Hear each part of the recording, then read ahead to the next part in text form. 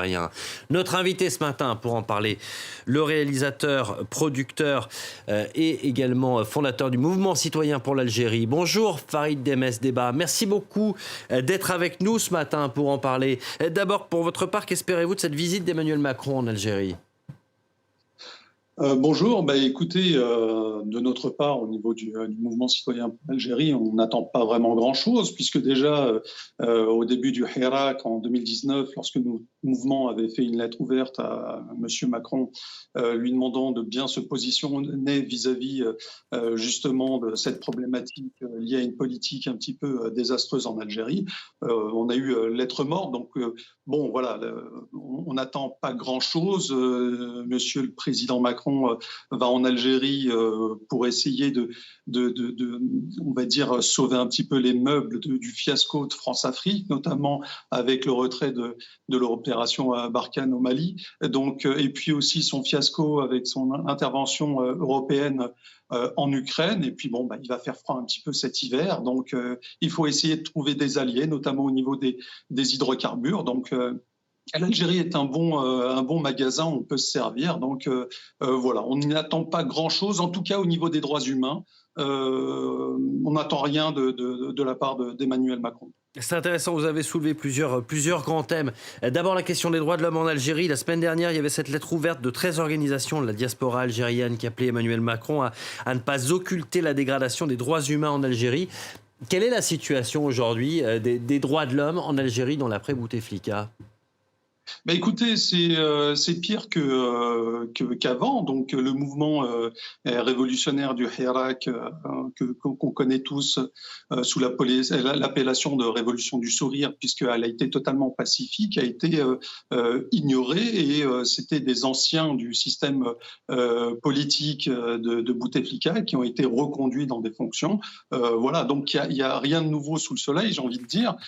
Et au niveau des droits de l'homme, malheureusement, l'Algérie n'est pas un état de droit. Il y a beaucoup d'arrestations arbitraires. La lettre ouverte de ces organisations de la diaspora algérienne, comme je vous l'avais dit précédemment, nous avions fait déjà cette démarche en 2019. Nous avons vu que les droits de l'homme n'intéressaient absolument pas le gouvernement français vis-à-vis de l'Algérie.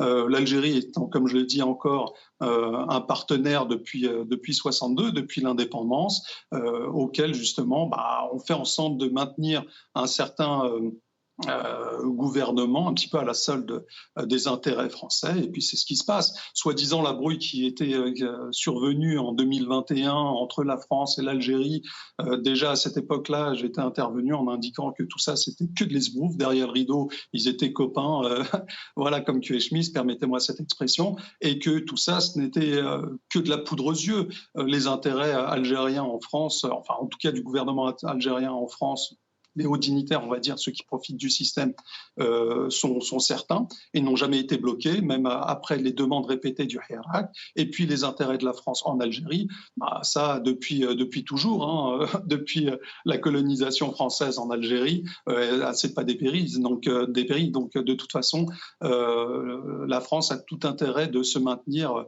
en Algérie et de faire en sorte de ne pas écouter toutes ces organisations et le peuple algérien en souffrance pour que émerge un état de droit. La situation actuelle en Algérie, ça convient totalement au gouvernement français. Et Macron, il le sait pertinemment. Voilà. D'autant dans un certain pragmatisme politique, il y a quand même un intérêt en ce moment, c'est celui du gaz en pleine crise ukrainienne.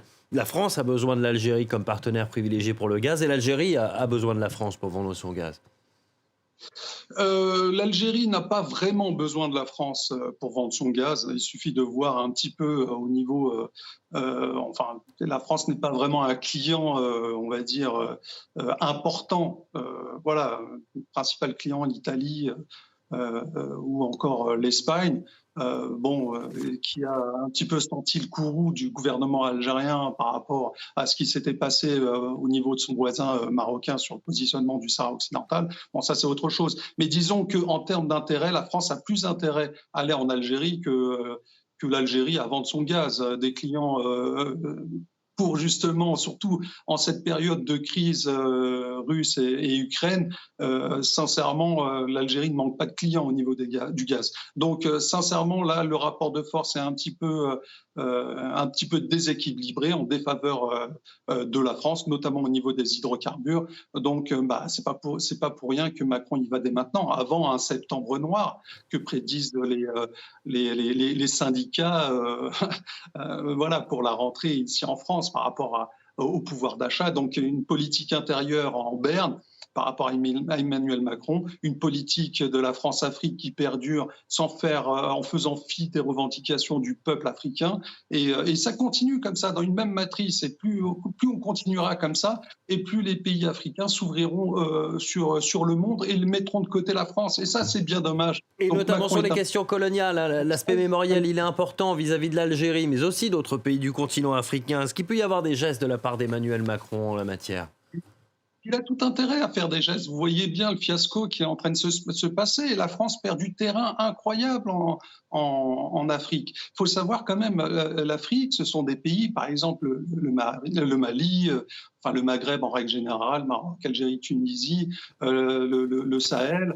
Tous ces pays-là sont censés être des pays francophones, des anciennes colonies. Donc voilà, avoir un accord, un rapport privilégié avec la France. Mais non. Il y a toujours ce côté un petit peu paternaliste ressenti auprès de la population africaine qui fait que justement ce changement de paradigme ne prend pas du côté de la France. Donc on se tourne directement vers d'autres puissances, notamment la Chine ou encore la Russie, qui eux n'ont jamais colonisé l'Afrique. Donc c'est là aussi où il faut un petit peu changer comme je l'ai dit, de point de vue au niveau de la façon de voir l'Afrique à l'heure actuelle. Vaut mieux les voir comme des partenaires, on va dire, sur le même pied d'égalité, que de les regarder de haut avec un côté un petit peu paternaliste qui perdure depuis la décolonisation. C'est ça qui est dommage et critiquable.